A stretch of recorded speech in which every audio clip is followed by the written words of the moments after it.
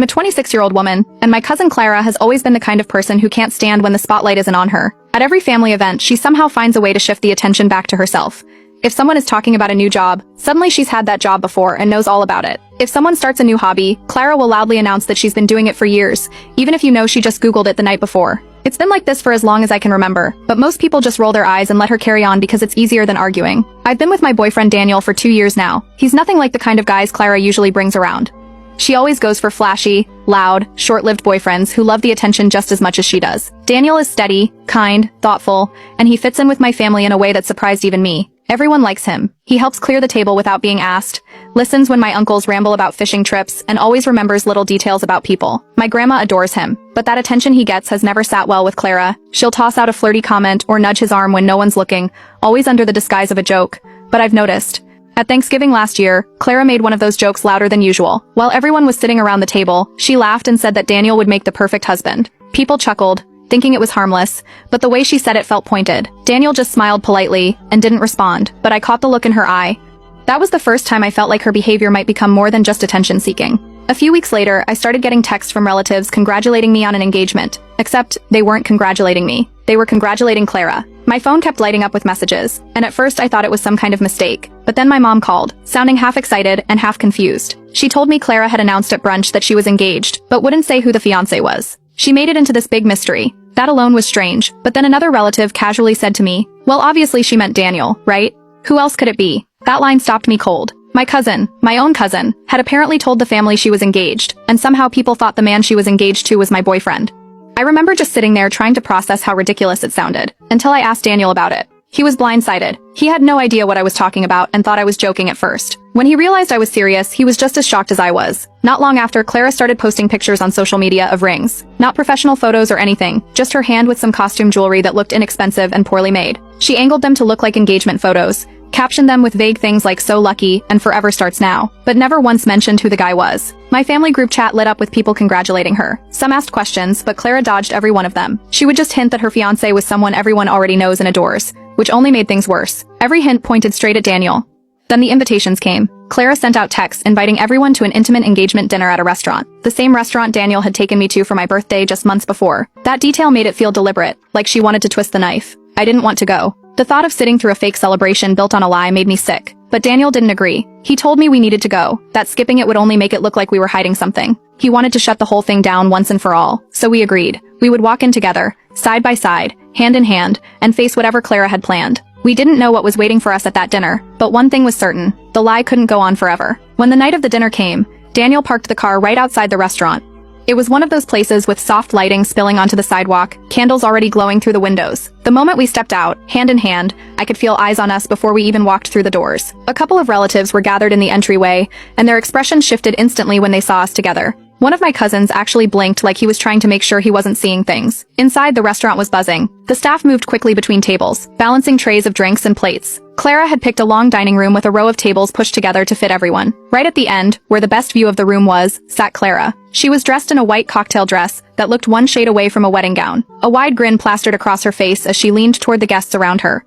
She looked every bit like a bride holding court, until she spotted us. Her smile faltered mid-laugh. For a moment she froze, one hand suspended near her glass. The pause was brief but noticeable. Then she forced out a laugh, louder than before, pretending nothing had changed. But the shift in the room was immediate. Heads turned, conversations dropped into whispers, and people's eyes darted between Daniel and Clara like they were watching a storm about to break. We walked forward. Daniel didn't rush. He kept his grip firm in mine, shoulders squared, calm as ever. Clara's mother was the first to react. She stood up from her seat halfway down the table and rushed toward us with exaggerated excitement. Her voice carried across the whole room as she congratulated Daniel in a way that made it clear who she thought he was supposed to be standing beside. The timing couldn't have been worse. Everyone heard it.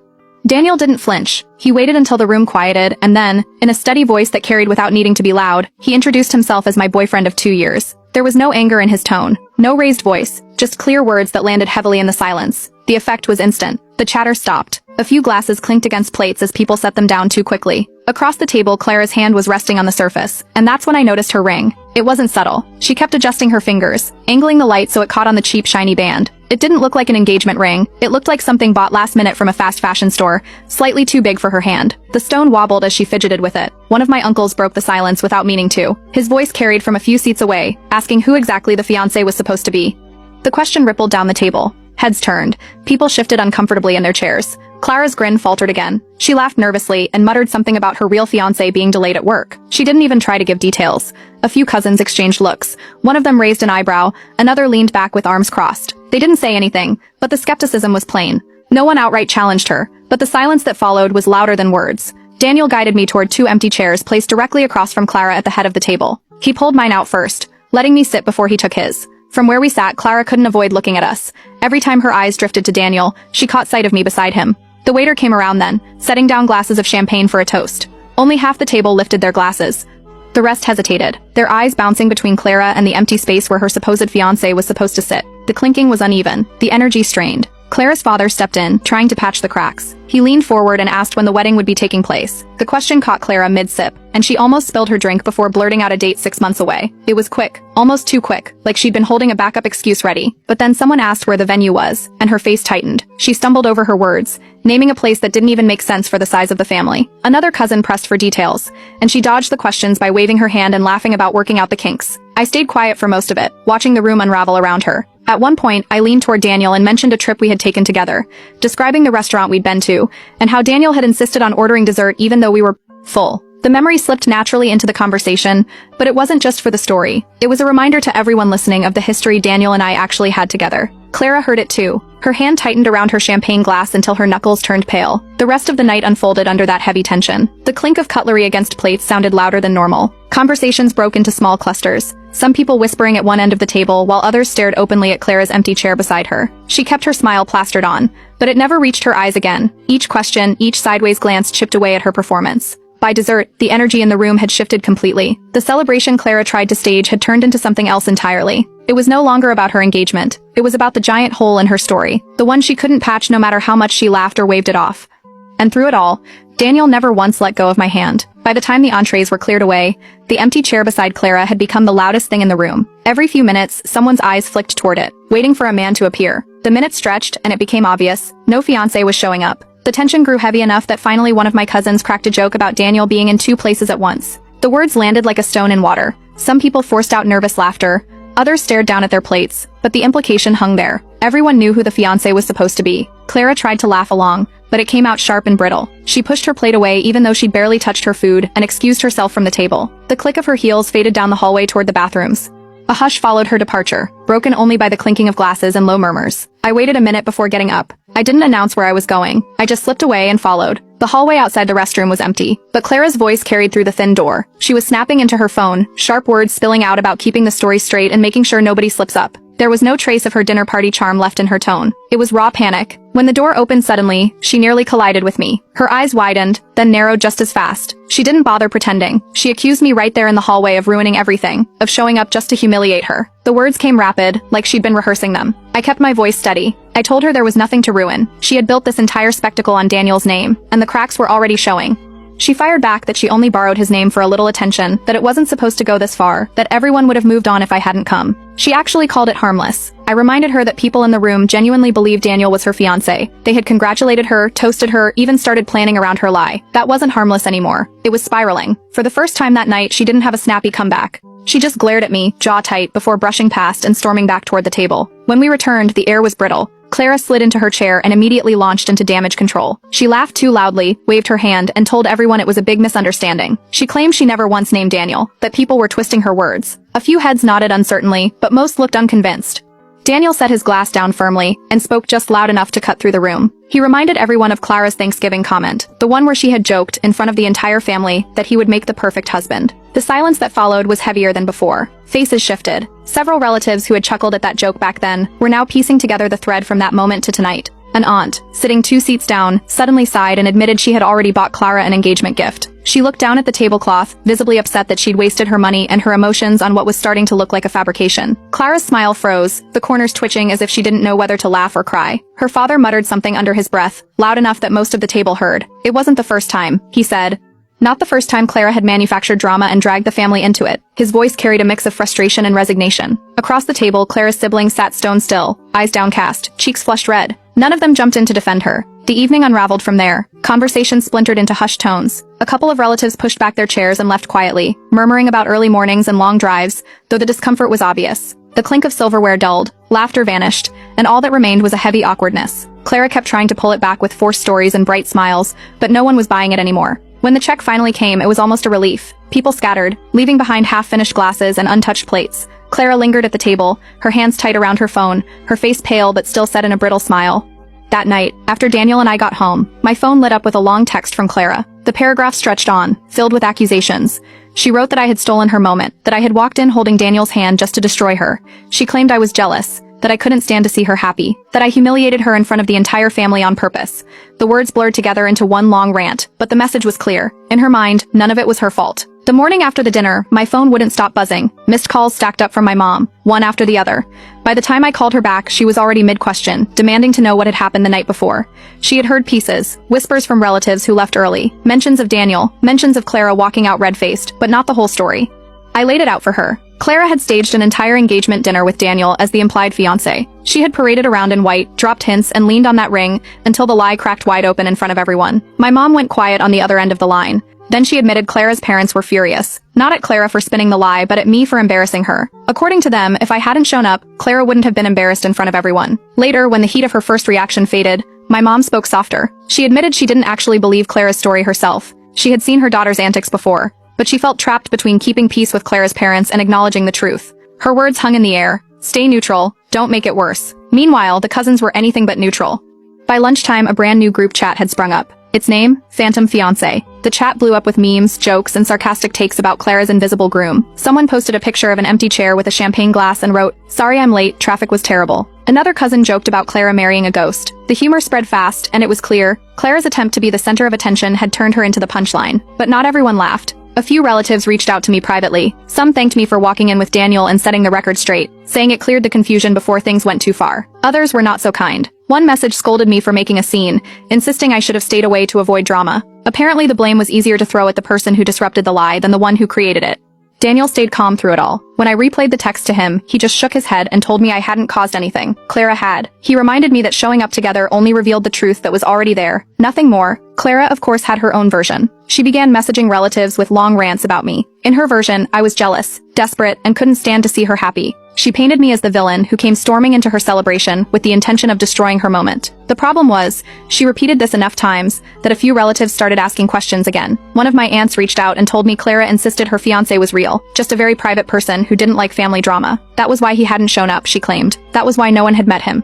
Clara's story shifted into secrecy, banking on the idea that people would be too polite to push harder. But I couldn't shake what I had overheard outside the bathroom. The phone call about keeping the story straight. It didn't sound like a woman protecting a shy fiancé. It sounded like someone scrambling to maintain a lie. The longer I thought about it, the more I doubted a fiancé even existed at all. Daniel advised me to ignore it. He said Clara was throwing smoke bombs to keep people guessing, and if we kept chasing her lies, we'd only get dragged deeper. I wanted to agree, but I also knew how persuasive Clara could be when she wanted the spotlight. By Sunday, another family lunch was on the calendar. I debated skipping it, but Daniel suggested we go as usual. When we arrived, Clara wasn't there yet. She strolled in nearly 40 minutes late, her hair slightly messy, her shoulders sagging as if she had just come from a long day.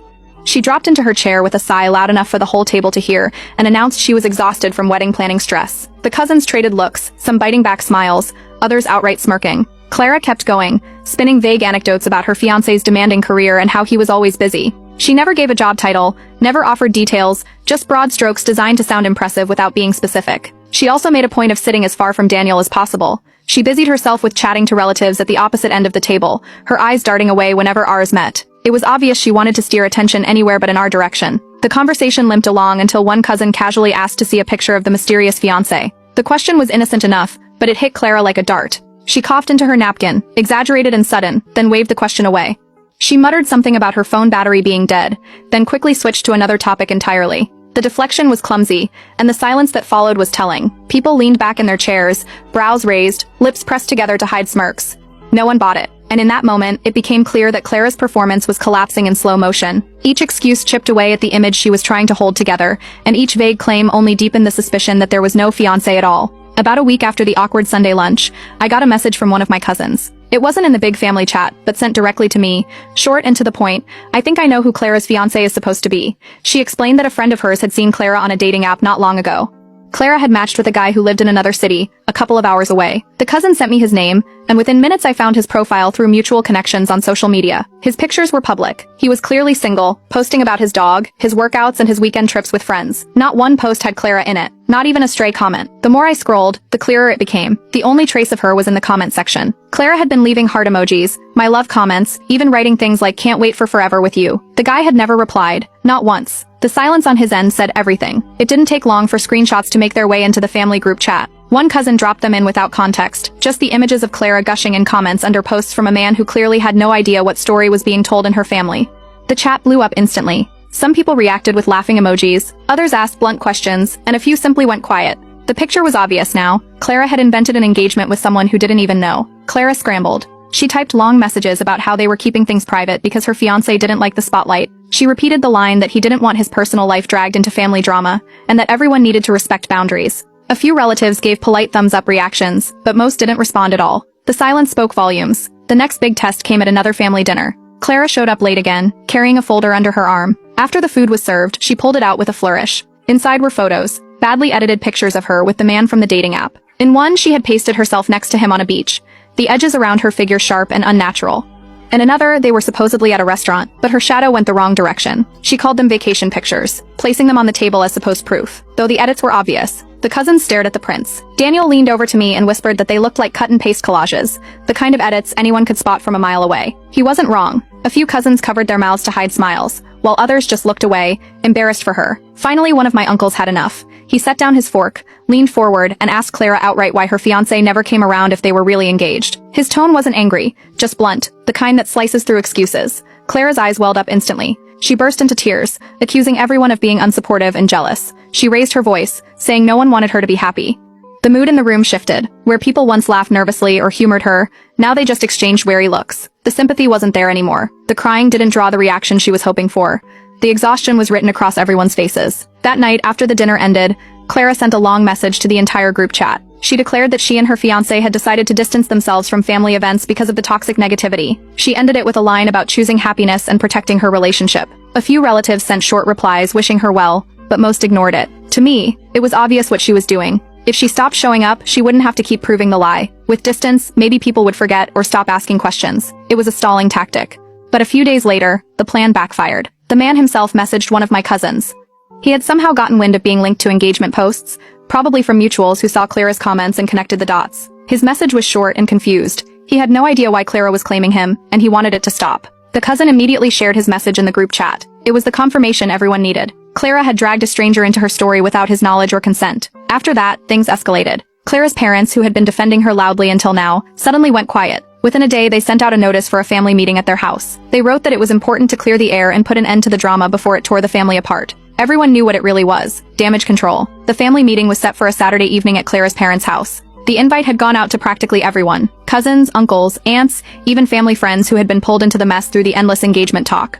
The wording of the message made it clear. They wanted this settled once and for all. Daniel and I debated going. I was tempted to stay out of it and let Clara talk herself into a corner, but Daniel reminded me that avoiding it would only give her more room to spin the story. So we drove over together. Clara was outside when we arrived. She was pacing in the driveway, her hair disheveled, mascara streaked down her cheeks. She clutched her phone like it was a lifeline, glancing at the screen every few seconds as though she was waiting for someone to call. When she saw us, her face crumpled even more, and she turned her back quickly, wiping at her eyes. It was obvious she was waiting for someone who was never going to show. Inside, the living room was already crowded.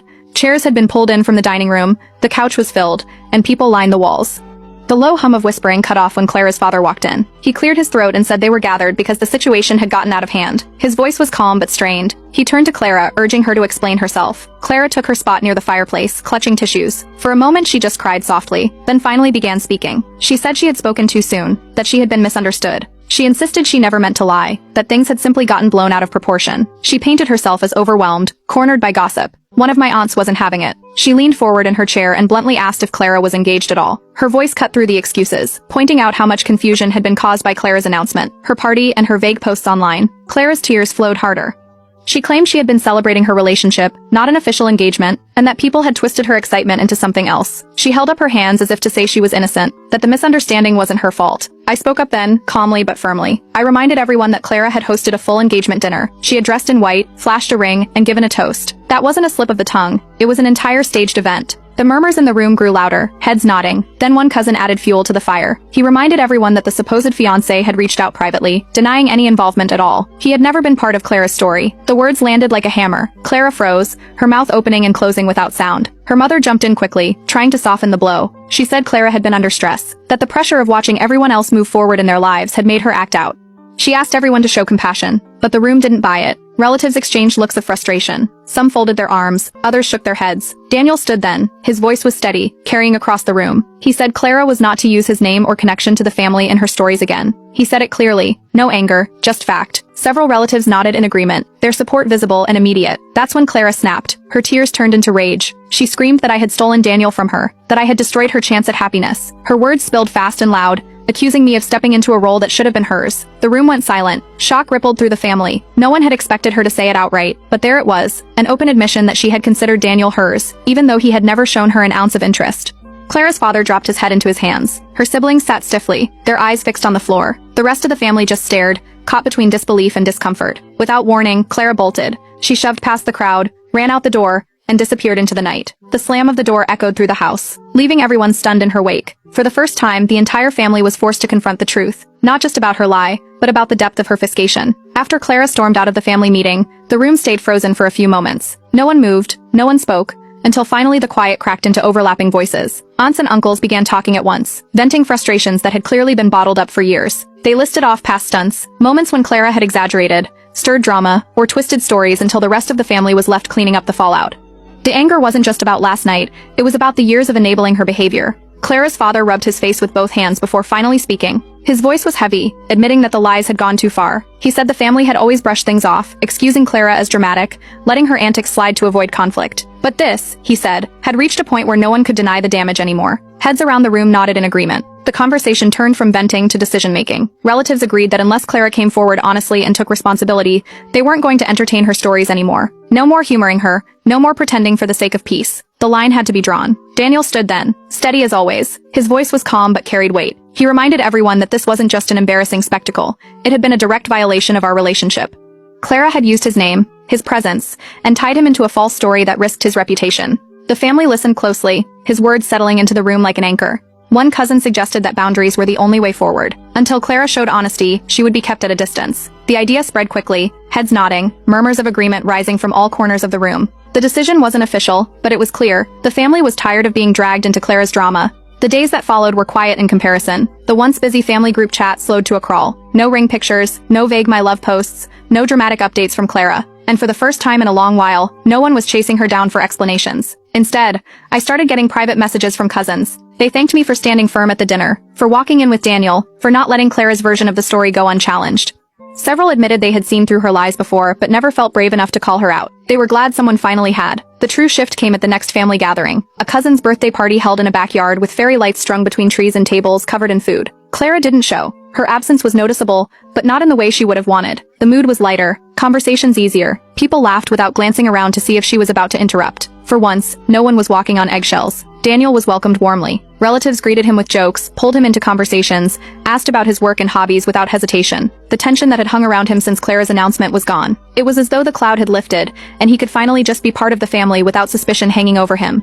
I noticed it too. The flow of conversation was smoother. Stories carried through without being hijacked. There were no awkward pauses waiting for Clara to insert herself. People stayed longer, laughing, drinking, enjoying each other's company in a way that had been missing for years. At one point during the party, Clara's father approached me quietly. He didn't make a scene, didn't raise his voice. He admitted he had been wrong to blame me at first. He said he had wanted to protect his daughter, but realized now that his protection had allowed her lies to grow unchecked. He promised it wouldn't happen again. I accepted the apology, but I made it clear that Daniel and I would not tolerate being dragged into another story. If Clara tried to triangulate us again, there would be no quiet nodding along. He nodded, eyes heavy, and agreed. As the night wound down, I looked around and realized something important. The family wasn't fractured. They were moving on. With Clara absent, the rest of us were able to connect without the constant pull of her theatrics. It felt like genuine closure, not because she had confessed, but because everyone else had finally stopped playing along. Months later, Daniel proposed. It wasn't a spectacle, just the two of us on a quiet evening. But when the news spread through the family, the response was overwhelming. The celebration that followed was filled with joy, laughter, and sincerity. No whispers about stolen fiancés, no shadow of Clara's games, just real support, genuine excitement, and happiness shared without doubt. And for the first time, the spotlight was on something true.